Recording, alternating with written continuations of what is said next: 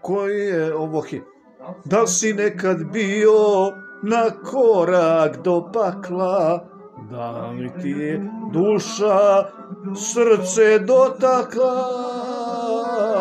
da li si nekad pio ove otrovne sokove, da li si nekad zoru želeo da sviće, tako ti je bilo